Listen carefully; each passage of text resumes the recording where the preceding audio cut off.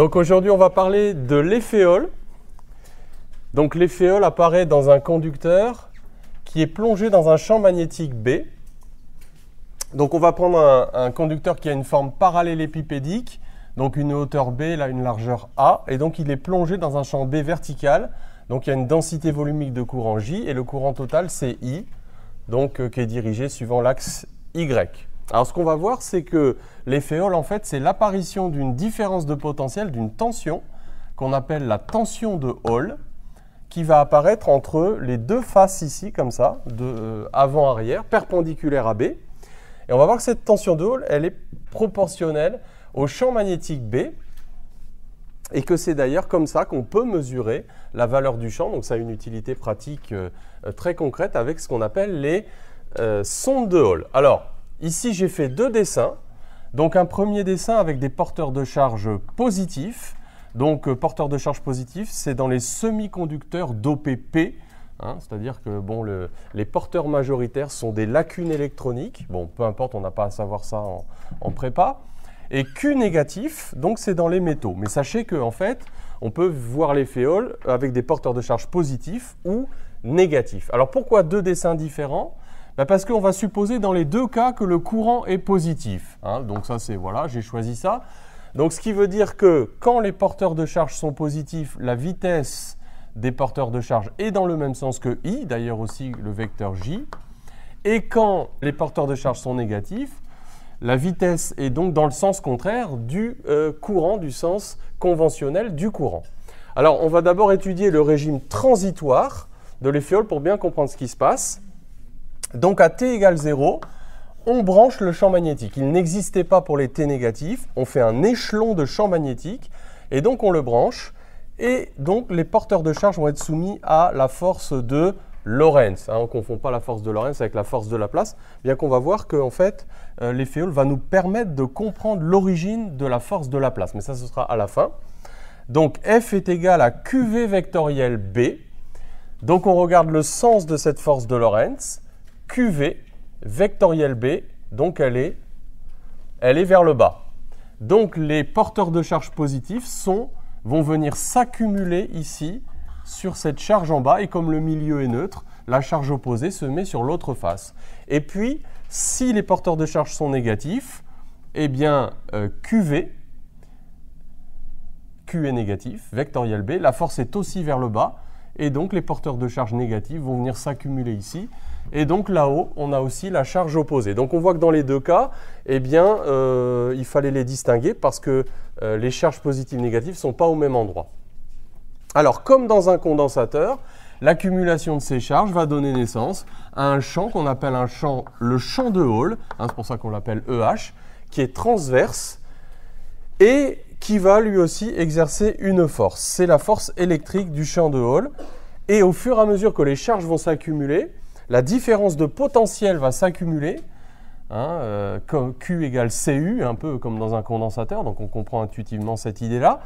Et cette force électrique est opposée à la force de Lorentz, il suffit de regarder, F égale QEH, suivant que Q est positif ou Q est négatif. Alors, ce régime transitoire, au bout d'un moment, il va prendre fin pour donner naissance à un régime permanent.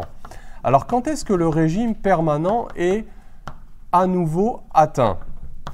Eh bien, c'est quand la force sur Z, la force totale sur Z, qui va être en fait, donc je vais l'écrire plutôt F scalaire UZ, donc ça va être QV vectoriel B, donc ça c'est la force de Lorentz dans les deux cas, Q positif, Q négatif, plus QEH, eh bien quand cette force est nulle, dans les deux cas, on va se retrouver avec des lignes de courant qui vont être horizontales, puisque donc perpendiculairement à l'axe Y, c'est-à-dire selon l'axe Z, les deux forces vont se compenser et donc on est en quelque sorte revenu à une situation initiale. Parce qu'avant qu'on branche le champ magnétique, les lignes de courant, elles étaient selon l'axe Y. Et une fois qu'on a branché le champ magnétique, on a vu que les lignes de courant ont été déviées par la force magnétique. Et au fur et à mesure que les charges s'accumulaient, eh bien à la fin,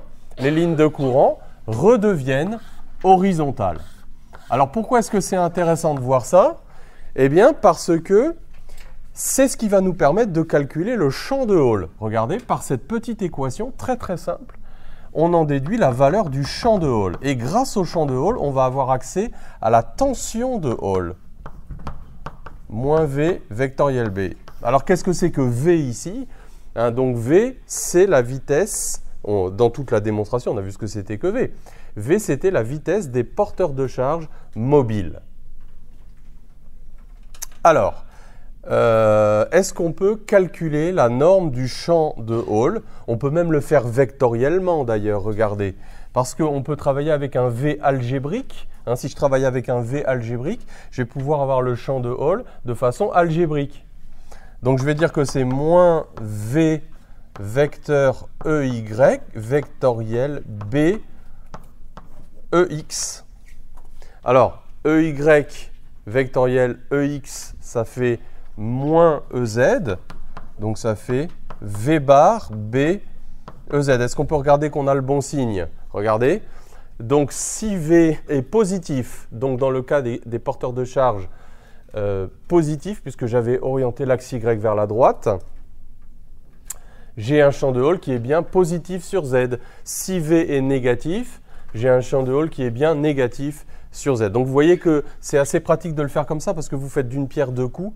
Vous avez dans le même calcul le champ de Hall pour les Q positifs, les Q négatifs. Alors voilà le champ de Hall. Maintenant ce qu'il faudrait, c'est relier la norme de V au courant électrique. Alors pour ça, voilà le petit raisonnement qu'on va faire. On connaît le lien qui existe entre le courant et le vecteur J. Donc on sait que l'intensité, c'est le flux du vecteur J à travers la section. Donc ça va faire J fois petite AB. Alors je vais prendre ici la norme du vecteur J. Donc J, c'est le vecteur densité volumique de courant. Alors quelle est l'expression du vecteur J? On peut faire un petit rappel. Donc J, en fait, c'est la charge d'un porteur multipliée par le nombre de porteurs par unité de volume. Donc ça, c'est en mètres moins 3. Par exemple, dans un cristal de cuivre, on sait que chaque atome de cuivre donne un électron libre, c'est un exemple, fois la vitesse d'un porteur de charge. Alors pourquoi est-ce qu'on a cette expression? On peut rappeler d'où ça vient. Ça vient d'un petit bilan de charge sur une section d'un conducteur. On va faire un petit rappel sur l'expression de ce vecteur J. Donc si vous avez un conducteur électrique avec une section S, souvenez-vous de la définition de l'intensité. L'intensité, c'est la charge qui traverse pendant l'intervalle par unité de temps la section S du conducteur. Alors, comment savoir, comment calculer cette charge qui va traverser cette section S pendant dt? Eh bien, on va dire que si les porteurs de charge se déplacent à la vitesse V, il faut que ces porteurs de charge soient suffisamment proches de la section. On fait pareil quand on fait des bilans de masse, vous savez, ou des bilans de particules. Donc, il faut qu'ils soient suffisamment proches. Donc, il faut qu'ils soient contenus dans ce cylindre de longueur VDT et de base S. Combien y en a-t-il des porteurs comme ça? Si j'appelle n étoile le nombre de porteurs par unité de volume, je multiplie ça par la valeur du volume du petit cylindre et je multiplie aussi bien sûr par la charge d'un porteur parce que moi ce que je veux c'est la charge qui traverse. Donc il me faut le nombre de porteurs qui sont dans le petit cylindre fois la charge d'un porteur et donc ça me donne cette charge élémentaire. Et donc, regardez un petit peu ici ce que ça nous donne. C'est un peu comme quand on a fait les bilans de masse, qu'on a identifié J égale à ρV. C'est exactement pareil. Donc, on aura Q, N étoile, V fois S. J'ai divisé par dt, le dQ sur dt. Et ça, on peut le voir comme un flux. Vous voyez, tout ça, je l'appelle le vecteur J. Ça, je l'appelle S, et donc on peut le voir comme un flux dans un cas simple où J est uniforme sur la section, parce que c'était ce qui était sous-entendu. Donc I, c'est J scalaire S avec J égale NQV, et on généralise cette définition. Alors pourquoi c'est intéressant ici? Parce que ça va nous permettre de relier toutes ces grandeurs entre elles. C'est-à-dire que donc I, ça va être N, donc Q n étoile V. Alors je prends en norme là, hein, je n'ai pas pris en mesure algébrique, j'ai pris en norme. Donc fois A fois B, parce que la section ici de notre conducteur, évidemment, c'est la section ici du rectangle. D'accord? Alors, donc du coup, qu'est-ce qu'on en déduit ici? J'ai J, j'en déduis que V, donc V, c'est I sur QN étoile AB. Donc je peux remplacer ici. Donc EH. Donc c'est I fois B sur QN étoile AB vecteur EZ. Alors, c'est encore algébrique, hein, on peut le vérifier, puisque quand Q est positif, EH est vers le haut, quand Q est négatif, EH est vers le bas. D'accord? Donc, ce qui est intéressant, c'est qu'on a relié toutes ces grandeurs au courant, aux dimensions géométriques du conducteur, à la charge d'un porteur, au nombre de porteurs par unité de volume et surtout au champ magnétique. Donc là, déjà, on voit cette proportionnalité avec le champ magnétique. Alors maintenant, il ne reste plus qu'une dernière étape pour calculer ce qu'on appelle la résistance de Hall. Alors comment est-ce qu'on va relier la tension de Hall à la valeur du champ de Hall? Eh bien, il suffit de faire circuler le champ de Hall entre les deux faces du conducteur. Donc on va aller de cette face-là, donc de Z égale 0 à Z égale petit a, hein, puisque là on avait la dimension petit a. Alors pourquoi est-ce que ça va nous donner la tension? Vous vous souvenez du lien qui existe entre champ électrique et tension, hein, ça c'est des petites choses, mais voilà, il ne faut pas hésiter. On a fait ça aussi avec le condensateur plan. Donc ça fait intégrale de Z allant 0 à A. Alors de E c'est moins gradient V, scalaire dl, vous pouvez le revoir comme ça. Moins gradient V, qu'est-ce que c'est? C'est la différentielle de V. Donc ça fait V de 0 moins V de petit a. Et V de 0 moins V de petit a, c'est ce qu'on appelle la tension de Hall. Alors attention au sens des flèches. UH, hein, voilà, c'est cette tension-là. UH, donc V de 0 moins V de A. Et donc, comme ce truc-là est uniforme, je vais simplement multiplier par A, donc ça va faire EH fois A, mais tout est algébrique, hein, c'est ça qui est bien, fois A, et donc ça fait I sur QN étoile B fois grand B. Donc voilà la tension de Hall. Alors, ce qui est super, c'est qu'elle est proportionnelle à B. Hein, vous le voyez, elle est proportionnelle à B. Et donc, c'est grâce à ça qu'on peut, en étalonnant la sonde pour un champ dont on connaît la valeur, calculer le coefficient de proportionnalité entre UH, donc ça c'est aussi UH, hein, donc on a UH est égal à ça. Alors on peut aussi définir une tension, une résistance de Hall. Regardez, si vous faites UH sur I, c'est ce qu'on appelle la résistance de Hall, hein, et cette fois-ci donc ça va faire B sur QN étoile fois petit b, donc la dimension de la plaquette, suivant la direction X. Alors, dernier paragraphe, on va expliquer pourquoi cette interprétation microscopique de l'effet Hall permet de justifier l'expression de la force de Laplace. Est-ce que vous vous souvenez l'expression de la force de Laplace? On ne confond pas la force de Lorentz et la force de Laplace. Qu'est-ce que c'est que la force de Laplace? La force de Lorentz, c'est la force exercée par le champ B sur une particule de charge Q de vitesse V. La force de Laplace, c'est la force exercée par un champ magnétique exercé sur un conducteur plongé dans un champ B. C'est souvent cette force-là qu'on utilise quand on fait de l'induction, hein, donc la force de Laplace. Donc dF Laplace, c'est IdL vectoriel B. Alors très souvent, hein, voilà, il y a beaucoup d'étudiants qui confondent les deux, mais il ne faut pas les confondre. Mais il y a quand même un lien entre les deux, c'est ce qu'on va voir tout de suite.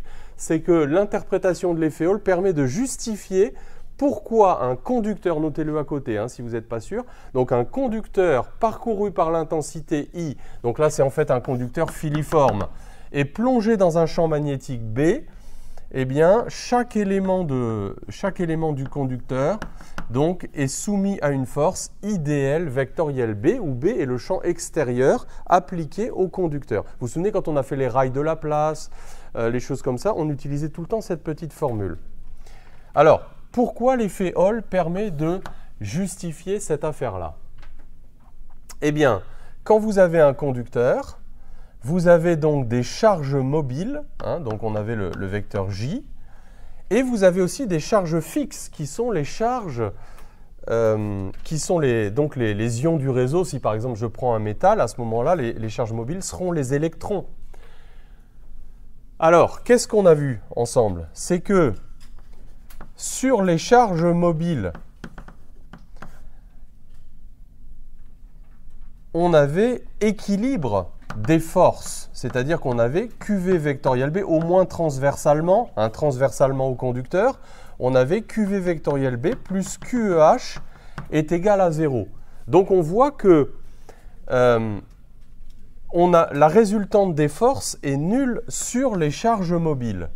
Donc ce n'est pas cette résultante qui va mettre en mouvement le conducteur, ou du moins qui va exercer la force de Laplace, puisque la somme des forces est nulle sur les charges mobiles. Par contre, regardons ce qui se passe sur les charges fixes. Alors bien sûr, sous-entendu, je suis dans le référentiel du conducteur. Hein, dans le référentiel du conducteur. Donc, dans le référentiel du conducteur, par exemple, si c'est du cuivre, les ions Cu+ sont immobiles. Alors, s'ils sont immobiles, il n'y a pas de force de Lorentz, puisqu'ils n'ont pas de vitesse. Donc, il n'y a pas de force due au champ magnétique. Mais par contre, ces charges fixes vont continuer de subir le champ de Hall, parce que le champ de Hall, il est là dans le conducteur. Voyez? Donc ça, c'était un Q mobile, hein, sous-entendu bien sûr. C'était les charges mobiles dans le bilan de force qui nous a permis de définir le champ de Hall. Il y avait la force de Lorentz qui était équilibrée par la force du champ de Hall. Mais en ce qui concerne les charges fixes, dans le référentiel du conducteur, donc, il n'y a pas de force due à B, mais par contre, il y a toujours une force électrique due au champ de Hall. Je vais l'appeler FH. Et cette force électrique, en fait, donc ça va être Q fixe, Q des charges fixes, fois le champ de Hall. Mais le champ de Hall, c'était quoi? On l'a vu ensemble. Qu'est-ce qui définissait le champ de Hall? Il était défini par cette relation-là. Donc ça va faire moins Q fixe V, vectoriel B, où V, c'est la vitesse des charges mobiles. Alors ça, c'est pour une seule charge fixe. Regardez si maintenant je raisonne par unité de volume. Par unité de volume, je fais un petit découpage mésoscopique du conducteur. Donc je vais mettre un dQ fixe dans un petit volume mésoscopique. Mais dQ fixe, c'est la densité volumique de charge fixe V vectoriel B. Donc par exemple, ce serait celle des ions Cu+. Hein. Mais comme, fois des taux, fois le petit volume que je considère. Mais comme il y a équilibre, tout est neutre. La densité volumique de charge fixe, c'est l'opposé de la densité de charge mobile. Pensez, chaque atome de cuivre va donner un électron. Donc il y a autant d'électrons libres que d'ions Cu+, dans le réseau cristallin du métal. Donc on voit que ρ fixe, c'est l'opposé de ρ mobile. Donc je vais regrouper les termes un peu différemment, comme ça. Voilà. Mais qu'est-ce que c'est que ρ mobile fois V? Eh bien, je reconnais la définition du vecteur J. Comment j'avais défini le vecteur J tout à l'heure? Je l'avais défini comme étant Q, la charge d'un porteur mobile, fois le nombre de porteurs mobiles par unité de volume, fois leur vitesse. Mais en fait, qu'est-ce que c'est que la charge d'un porteur multipliée par le nombre de porteurs par unité de volume? Eh bien, ça, par définition, c'est ρ mobile fois V. Donc, une autre manière d'écrire J, c'est aussi la densité volumique de charge mobile fois V que je reconnais ici. Donc, je peux écrire ça, J d'étau vectoriel B. Et donc, je m'aperçois que quand je fais le bilan des forces de l'action du champ magnétique sur le conducteur, hein, si je récapitule tout ce qu'on a vu. Sur les charges mobiles, il y a un équilibre qui s'établit grâce à l'existence de ce champ de Hall. Mais sur les charges fixes, il n'y a pas d'équilibre parce que ces charges fixes continuent de subir le champ de Hall. Et en fait, la résultante de tout ça, à la fois sur les charges fixes et sur les charges mobiles, bah, c'est cette force-là.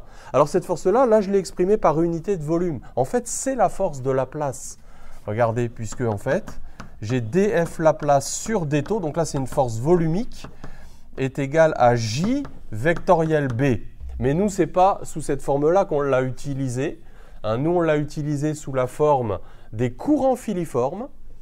Mais qu'est-ce qu'on a vu, vous vous souvenez, dans le compte magnétostatique? On a vu ensemble quand on faisait un zoom sur ce fil qui en réalité a forcément une certaine section, l'élément de courant, c'est aussi pour ça que je vous avais parlé des éléments de courant, hein, IDL, c'est aussi, il y a une équivalence IDL avec J d taux. Et donc, ben, regardez, ici, je peux remplacer formellement J d taux par IDL, et donc je retrouve que df Laplace, c'est IDL vectoriel B.